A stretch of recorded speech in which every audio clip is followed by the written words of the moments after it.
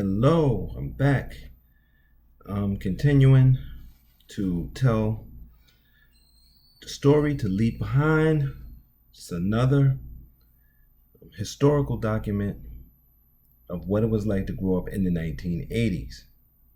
Now, we dealt with the crack epidemic, we dealt with the violence, and now I want to deal with the projects. NYCHA, New York City Housing Authority. We lived in Marcus Garvey houses. Prospect Plaza is what we used to call it, or the plazas, as they would call it. And anyone from Brooklyn knows that. Anyone from Brownsville or even Bed-Stuy knows that the plazas. 1786, 1750, 1765, and 430 was around the corner on Saratoga. The projects was the best thing. It was the first time that my family had stable housing. I think we stayed there for 12 years until they basically forced people out. But I was able to drop out of school, drop in school. I'll talk about the dropping in and out of school later, why we did it, why I did it, why most of my friends was dropping out. So the dropping, it helped me to finish school, go to college, community college, get a degree. Because when you have stable housing, that's really lays down a foundation. That stability gives you the energy to know you can start other things and finish. NYCHA was the greatest thing New York City ever did, and it ruined NYCHA, and it took away NYCHA's, taking away the buildings.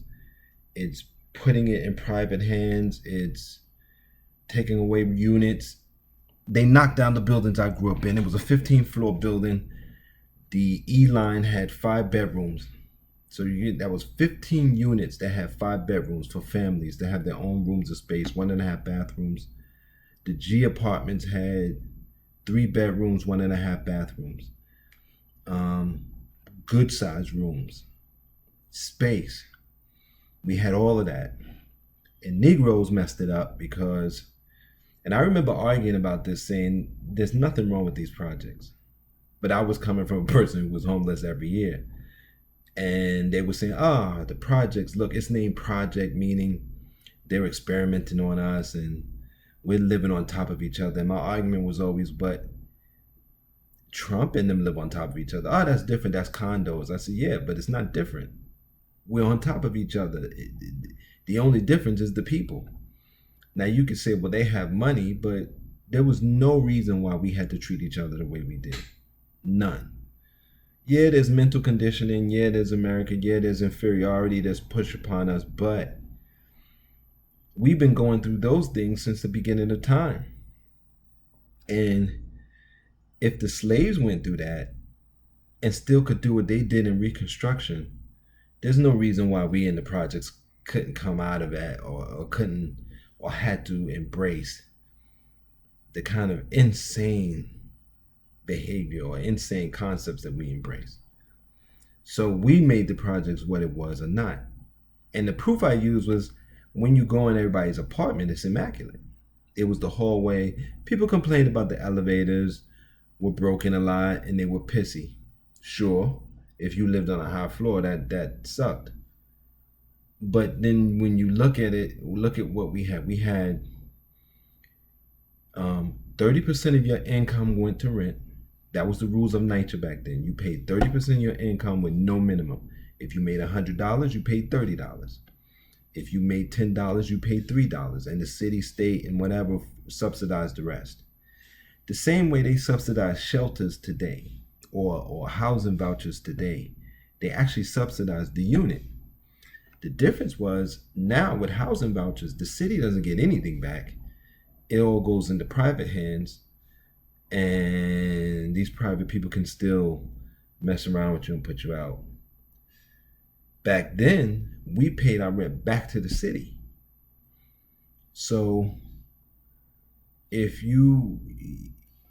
I made $100 and paid $30, I paid it to the city. The city subsidized the rest, but then they got a little bit back. In 1 year, we got our building renovated. It was crazy. It was in the 90s. We had our building renovated, new cabinets and windows. And shortly after that, they kicked us out and said the building was structurally unsound and knocked it down and built these little short, affordable housing units that you see on these like New York City Connect website, which I've been applying for, can't get nothing.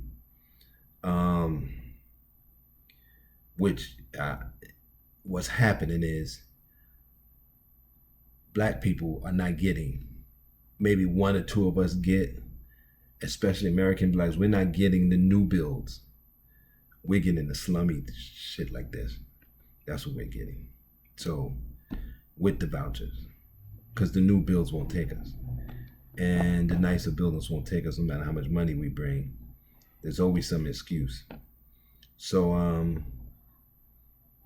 I know because I had the voucher and I had everything I needed, credit score and everything, and Wavecrest Gardens in Far Rockaway turned me down. They lied and said it was the credit score, but my credit score was high. When I tried to get back to them and talk, they just shut me out. Complained to the mayor, but nothing's gonna happen. So one of the things, and I kind of went off on a tangent, but one of the things we had the projects with NYCHA is we had that the city owned these buildings, these units, and we paid and was stable. It was very hard to get kicked out of NYCHA. Even if you didn't pay your $30, you went to court and they got you back on track. And we complained about that. And they gave you Negroes what you asked for. So now we're sleeping on the train, in the subway, on the platform, in the parks, on the bench, if they don't close the parks, in the doorways of buildings. Here in Jamaica, it's just they're sleeping everywhere. Sometimes we're sleeping on 34th Street outside the church. We used to sleep inside Penn Station, but they forced people out of there after the pandemic and people start traveling again. Quick note, the mayor has given up on forcing people back to work. So New York City workers who was working from home are going to be working from home again. So you got to keep your eye on. Penn Station might become again a place where the homeless people sleep. Because again, you're giving them vouchers, but no one will take it. So that's what we are. So we had more than what we thought we had in the projects. We had stability, and the violence and all that was us. And all we had to do was deal with us. But we complained, and they put us out the projects and gave us these other apartments. Rents went up, boosted everybody out, because now private landlords, you still go to court and it's hard to get kicked out in New York City, but eventually you gotta go. So then we was moving around from one building to the next. A lot of times what we were doing before the market just blew way out of control is you would rent maybe a 1-bedroom for $1,000. The rent would go up to $1,200. You would try to find another one for $1,100 so that you can come down. And what it did was every 3 or 4 or 5 years you're moving, and there's no stability. And I was able to stay in the projects 12 years. It was my formative years. Hard years, but I learned so much about this what this society is. And I learned to find my place in it and to make decisions on what I wanted to be in it, in the society, what part I wanted to play. Because there's always a choice. Even when they grind you and they put walls up, you always have at least 2 choices. Sometimes that's all we get, but you always have at least 2. And they're not always made clear, but you always have at least 2. And so yeah, it's a sad thing. We lost the projects, we lost everything, we lost stability, and we're sleeping all over the place.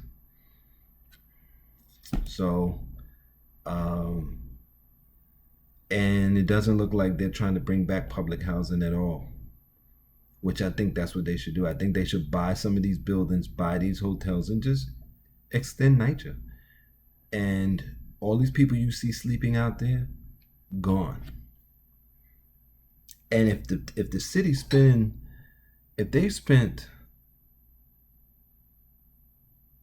$1 billion, I think, on migrants in the last year, you can't tell me they couldn't have bought places. They couldn't have bought these places and turned them into night jail. They could have bought, or you know how many buildings you could buy for $1 billion? Even in New York City, it's $1 billion in 1 year. You could have bought at least, I mean, if you wanted to get just three-story, 3-family houses, they're going for $1 million, $2 million. You could bought, how many of those? If it's $1 million, you buy 10.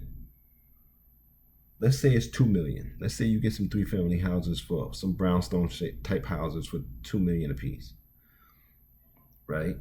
20 houses is $40 million. So,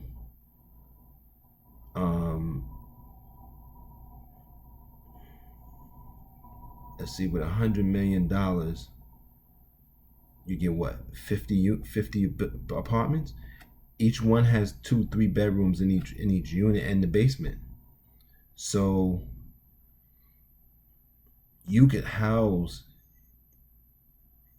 got 50 buildings. You could have housed families, you could have housed whatever. You could have gave them permanent housing and stability, and we would have been off to the races. And that's just $100 million. So then you times that times 10, you could have bought 500 buildings? And you probably could have bought more. I'm saying $2 million, but there's some buildings you could have bought. And there's some big buildings. There's some buildings that have been sitting abandoned still in New York City. Not many. There's some office space that's empty. You could have bought and turned it into units. And the city could own it. And we'd be paying, because the way vouchers work is you pay a share. Oh, damn, this video's going on. You pay a share and the voucher pays a share. We could have been paying our share back to the city, and the city would have been getting a little bit back. But they keep thinking about how bad the projects were, but it's nothing like this hellscape that it is today. So now you got to think, was it worse than today? And if not, then you got to do something. But they're not going to do anything. And so we're going to keep having people getting pushed on the tracks. We're going to keep having people getting punched in the face. We're going to keep having homeless people getting choked to death. Because to them, that's preferable to just buying the buildings, letting the city own it, and get us off the street. Anyway, I went way too long. But housing is a very important issue. Of course, I'm in it. Always have been. It's always been a very important issue to me. If you watch my videos, you know I'm always talking about it. So until next time, please take care. Happy Labor Day, even though I know people are going to be working, and I will be working, creating content. And take care of yourselves, and please be safe.